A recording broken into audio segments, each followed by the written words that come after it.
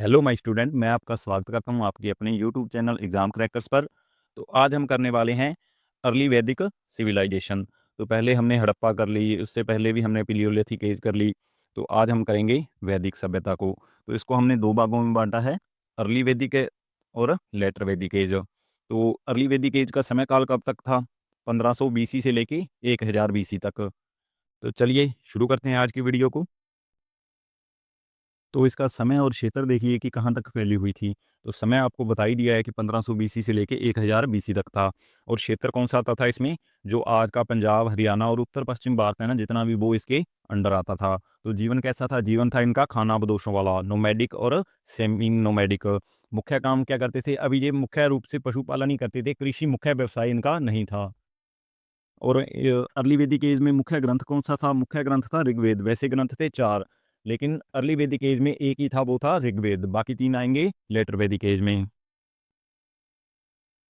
तो 4 वेद कौन कौन से थे? 4 वेद में आपको बता दिया, पहला था ऋग्वेद। इसके क्या महत्व थे? इसमें थी स्रोत और प्रार्थनाएं। यही पूछा जाता है कि ऋग्वेद किससे संबंधित है, तो ऋग्वेद है स्रोत और प्रार्थनाएं से। और इसमें कौन सा शब्द है जो बार बार पूछा गया, बार बार आया है? ऋतु शब्द कई बार यूज हुआ है इसमें ऋग्वेद में। और दूसरा था यजुर्वेद। यजुर्वेद में क्या था? यजुर्वेद में था यज्ञ के निर्देश, कि कौन से यज्ञ कब करना है। तो यजुर्वेद में क्या था? यज्ञ निर्देश। और सामवेद क्या था? सामवेद था संगीत का पहला ग्रंथ। तो इसमें क्या था? संगीत था, मंत्र उच्चारण था। तो ये गद्य और पद्य दोनों पर आधारित था। और लास्ट था अथर्ववेद। अथर्ववेद सबसे बाद में ऐड हुआ वेद था। तो इसमें क्या था? इसमें था जादू टोना, दैनिक जीवन, औषधि। याद रखिएगा, जादू टोना और औषधि के रूप में कौन सा ग्रंथ था? अथर्ववेद। काफ़ी ज़्यादा इंपॉर्टेंट है ये स्लाइड। तो बढ़ते हैं हम आगे नेक्स्ट स्लाइड की ओर। तो इनकी जीवन शैली कैसी थी? तो ये लोग अभी भी छोटे-छोटे गाँव में, ट्राइब में रहते थे। जो अर्ली वैदिक और लेटर वैदिक था ना, वो क्या था? वो कबीलाओं में बँटा हुआ था, वो शहरी समाज नहीं था। तो इसमें क्या होता था, 50 या 100 परिवार की एक ट्राइब होती थी। तो कबीलादारी था, बुजुर्गों की परिषद ही निर्णय लेती थी, न्याय करती थी। कृषि कम करते थे, पशुपालन इनका मुख्य था। अस्थायी घर होते थे लकड़ी के, जहाँ छप्पर होते थे वो कानों के बने होते थे। और राजा क्या था? कबीलाई प्रमुख होता था। विरासत में राजा नहीं बनता था कि लड़के का, राजे का लड़का ही राजा बनेगा, ये सब कोई व्यवस्था नहीं थी। सभा क्या होती थी? सभा और समिति होती थी। सभा होती थी, राजा को सलाह देने वाली परिषद को कहा जाता था सभा। तो परिवार और समाज देख लीजिए। परिवार क्या था? मुख्य रूप से पितृसत्तात्मक था। तो पिता की ही प्रमुखता होती थी, सभी निर्णय पिता ही लेता था। मुख्य विषय आपको बता ही दिया कि पशुपालन था, लेकिन कुछ जगह पे खेती की जाती थी और छोटे-छोटे शिल्प कार्य भी करने लगे थे। तो वर्ण, वर्ण का मीनिंग होता है जाति। तो आरंभिक अवस्था में था, फ्लेक्सिबल था कि अभी भी कोई फिक्स वर्ण नहीं होता था, फिक्स जाति नहीं होती थी। जन्म के बेस पे नहीं था, ये था काम के आधार पर। तो जो व्यापार करेगा वैश्य है, जो युद्ध और युद्ध लड़ेगा वो क्या होगा? क्षत्रिय होगा, ऐसे ही था। वैसे कोई फिक्स नहीं था। गोत्र प्रणाली भी कबीले की पहचान होती थी। गोत्र शब्द था जहाँ पे ये गाय को बाँधते थे, उससे निकला था गोत्र शब्द। सती प्रथा तो थी ही नहीं, अर्ली वैदिक में नहीं थी, लेटर वैदिक में भी कम देखी गई है, लेकिन देखी गई है। तो याद रखिएगा, सती प्रथा अर्ली वैदिक में नहीं थी। तो महिलाएँ और विदुषी, कुछ महिलाएँ विदुषी भी थी। पितृसत्तात्मक तो था, लेकिन काफ़ी महिलाओं का भी ज़िक्र हुआ है। महिलाओं की भूमिका क्या होती थी? गृहस्थी होती थी, धार्मिक अनुष्ठान होते थे, यज्ञ में महिलाएँ भी भाग लेती थी।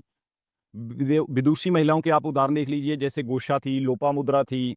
तो शिक्षा, शिक्षा में वेदों का उच्चारण, कुछ महिलाओं को शिक्षा भी मिली थी कि लड़कियाँ भी शिक्षा ग्रहण कर सकती थी। बहुदेववाद था। लोग तब प्रकृति की ज़्यादा पूजा करते थे, जैसे इंद्र को, अग्नि को, वरुण को, सोम को, इन्हें प्रकृति के रूप में ही पूजा जाता था। तो अनुष्ठान कौन से होते थे? अग्निहोत्र होता था, जहाँ पे यज्ञ किया जाता था। सोम अनुष्ठान था, प्रकृति की पूजा होती थी, सूर्य की, नदियों की, पर्वतों की। और जो ऊपर राजा बताया, इनको भी प्रकृति के रूप में ही पूजा जाता था। जैसे इंद्र को, अग्नि को, वरुण को, सोम को, ये सभी प्रकृति के रूप में ही पूजे जाते थे। तो इनकी अर्थव्यवस्था और पेशा क्या था? पशुपालन ही इनकी मुख्य संपत्ति होती थी। और जब भी कोई भी युद्ध होता, वो भी क्या होता था? गायों के लिए ही होता था। इसलिए युद्ध का नाम भी ग्विष्ट से संबंधित था, ग्विष्ट से, याद रखिएगा। कृषि में ये क्या करने लगे थे? गेहूं और जौ ही उगाते थे, वो भी सीमित मात्रा में। व्यापार स्थानीय आदान प्रदान था, कुछ ज़्यादा बड़ा व्यापार नहीं करते थे, ये स्थानीय ही बस लेन देन का सिस्टम था इनमें। और शिल्प कार्य कौन कौन से थे? मिट्टी के बर्तन थे, बुनाई होती थी, धातु शिल्प था, अभी तक लोहे का तो इतना नहीं इन्हें पता लगा था, लेकिन धातुएँ और मौजूद थी। तो राजनीति के शासन देख लीजिए इनका कैसे था। राजा था, कबीला का प्रमुख होता था। विरासत वैसे नहीं था अभी भी कि राजा का बेटा ही राजा बनेगा, ऐसा कोई सिस्टम नहीं था। राजा को जो क्या करते थे, चुना जाता था राजा कबीले के द्वारा। सभा होती थी बुजुर्गों की परिषद, राजा को सलाह देने का कार्य करती थी। समिति होती कबीले की सभा, महत्वपूर्ण निर्णय भी क्या सभा और समिति मिलकर ही लेती थी। राजा इतना भी शक्तिशाली नहीं हुआ था। और शक्ति क्या थी, लचीली थी। आपको बता ही दिया कि राजा के पास तो सीमित अधिकार थे। सभी निर्णय क्या करती थी, सभा और समिति मिलकर ही लेते थे। तो सेना में क्या-क्या होता था, सेना में घोड़े और रथ भी रखने इन्होंने चालू कर दिए थे, क्योंकि शिल्प का काम हो गया था, उससे वो क्या करते थे, रथ बना लेते थे।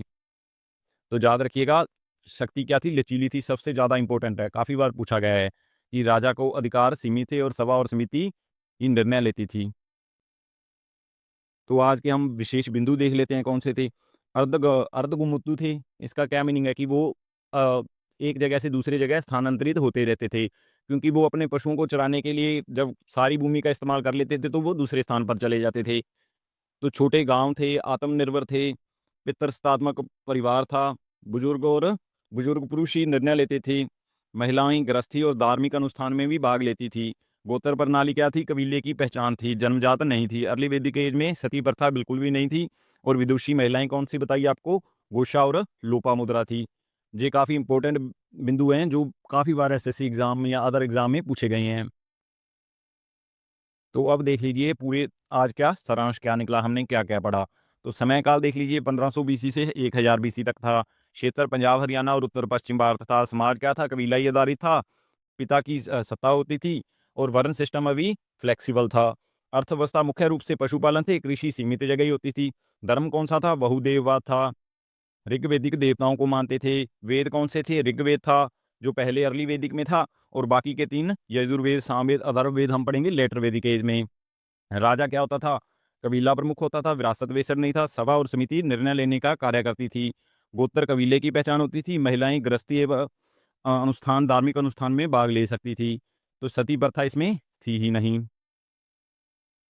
तो आज के आपको कुछ क्वेश्चन दिए हैं, 3 क्वेश्चन हैं, आपको इनका आंसर देना होगा कमेंट बॉक्स में और बताना कि आपको ये वीडियो कैसी लगी। और वीडियो अच्छी लगी हो तो प्लीज़ इसे शेयर कीजिएगा, चैनल को सब्सक्राइब कीजिएगा। मिलते हैं हम अपनी नेक्स्ट वीडियो में। वीडियो देखने के लिए धन्यवाद।